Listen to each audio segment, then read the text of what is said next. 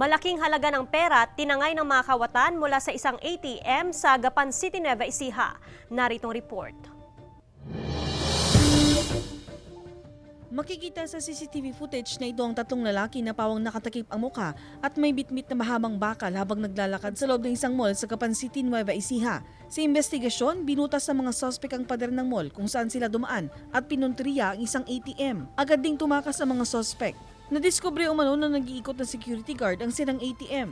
Ayon sa inisyal na investigasyon ng Nueva Ecija PPO, tinatayang nasa mahigit 4 hanggang 6 na milyong pisong halaga ng pera ang natangay ng mga kawatan. Bumuo na ng Special Investigation Task Force para tumutok sa kaso. Sa taas, sa investigation namin ay nakita namin na may mga tao pa din doon na nagtatrabaho. May construction na ginagawa doon at may bantay doon. So may anggulo po tayong tinitignan ng inside job. May ilang persons of interest na raw ang otoridad. Samantala, hinihintay pang opisyal na pahayag ng nasabing mall. Continuous po yung profiling natin sa mga possible suspects pa. And so far, we are confident naman to actually solve the case. Sapul sa CCTV camera ang pagtangay ng lalaki sa nakaparadang bisikleta sa labas ng bahay sa Laoag City, Ilocos Norte.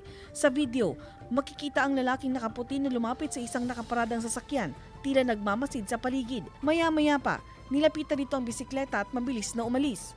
Na-report na raw sa pulisya ang insidente at inaalam pa ang pagkakakilanlan ng suspect. Marjorie Padua, Balitang Amianan.